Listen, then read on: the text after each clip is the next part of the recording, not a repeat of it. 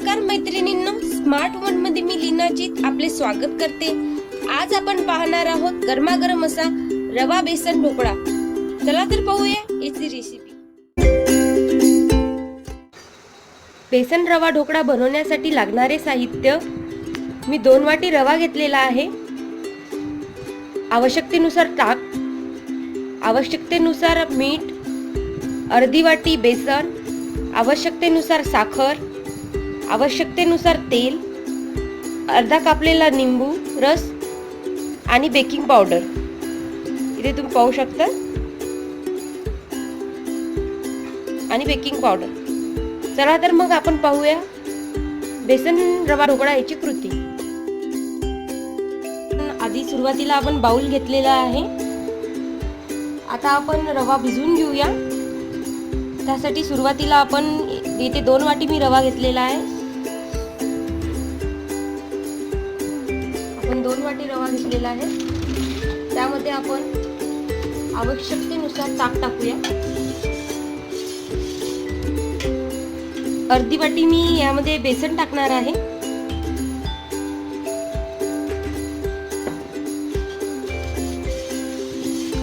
आता यामध्ये मी आवश्यकतेनुसार ताक टाकून घेणार आहे।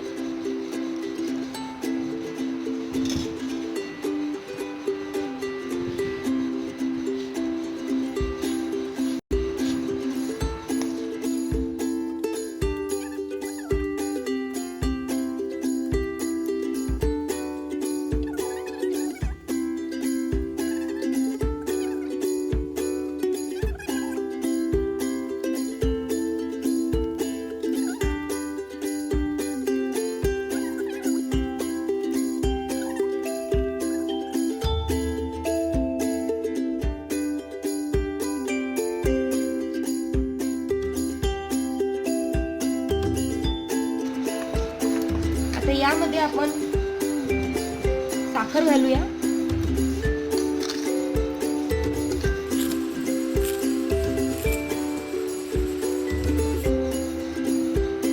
इथे 6 चम्मच साखर टाकलेली आहे।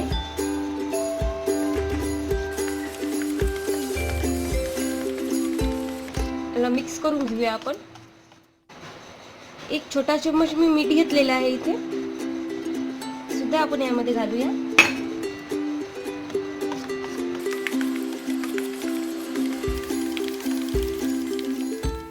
आपण चिमूटभर हळद पावडर आपण याच्यामध्ये टाकणार आहोत।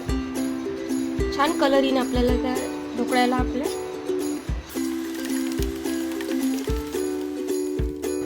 अर्ध कापलेलं निंबू आहे, आपण ते त्याचा रस आपण 4 ते 5 थेंब आपण टाकून घेऊया याच्यामध्ये।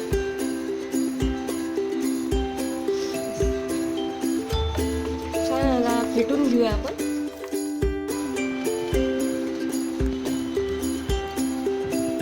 आता या पेस्ट मध्ये आपण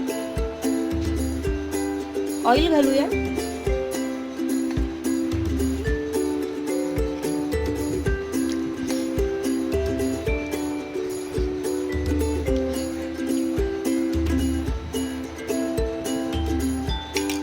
थोडं मी तेल घातलेलं आहे त्यामध्ये, त्यामुळे खूप सॉफ्ट असा ढोकळा तयार होतो।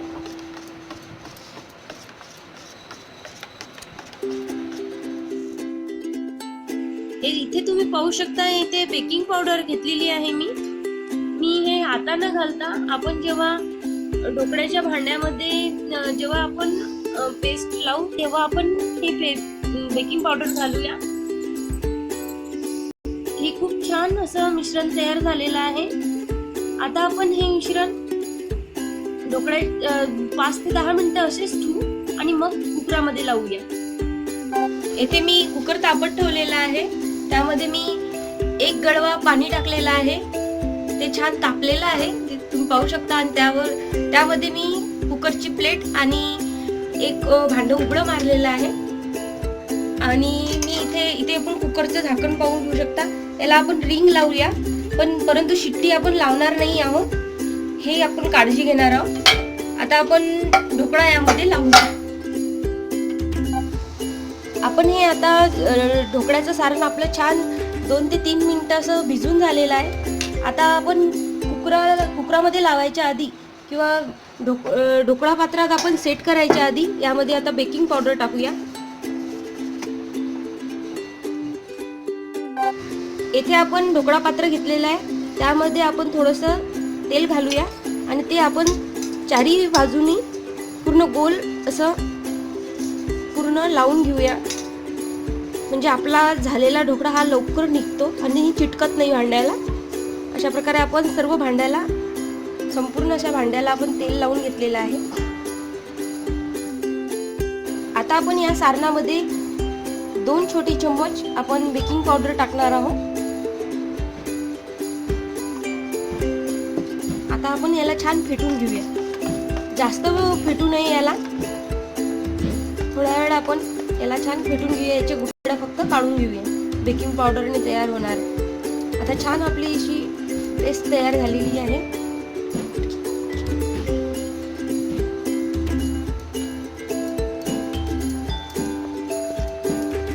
आणि आता आपण या पात्रात, ढोकळा पात्रात आपण हे सेट करायला टाकूया.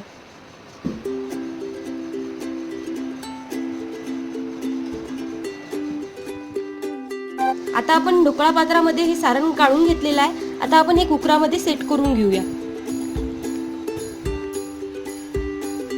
कुकर मधील पाणी छान गरम झालेलं आहे. आता आपण हा पात्र आपण यामध्ये कुकर मध्ये सेट करून घेऊया. अशा प्रकारे आपण ढोकळा हा कुकरला लावलेला आहे.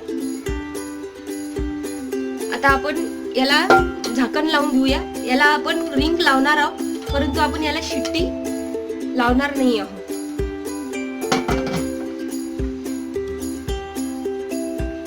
याला आपण मध्यम गॅसवर, आता आपण याला मध्यम गॅसवर 20 मिनिटं आपण छान शिजू देऊया. ढोकळा कुकरला लावून 20 मिनिटे झालेली आहे. आता आपण हा गॅस बंद करूया. आपण गॅस बंद करून घेतलेला आहे. आपण इथे पाहू शकता, मी एका प्लेटमध्ये हा ढोकळा बेस काढून घेतलेला आहे. छान याला असा स्पंज आलेला दिसत आहे. आता आपण याचे काप करून घेऊया. तडका तयार करण्यासाठी तेल छान तापलेलं आहे. आता आपण यामध्ये थोडी मोहरी घालूया. मोहरी छान तडतडल्यावर आपण त्यामध्ये ही कढीपत्त्याची पानं आहे मी घेतलेली काही, ते आपण छान तळून घेऊ.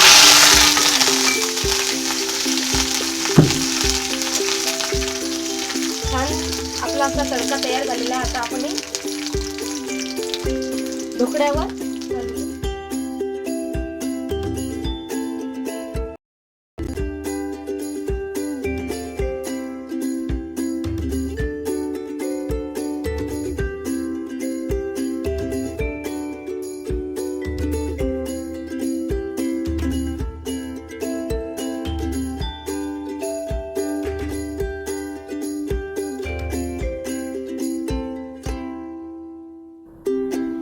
अशा प्रकारे गरमागरम असा बेसन रवा ढोकळा तयार झालेला आहे.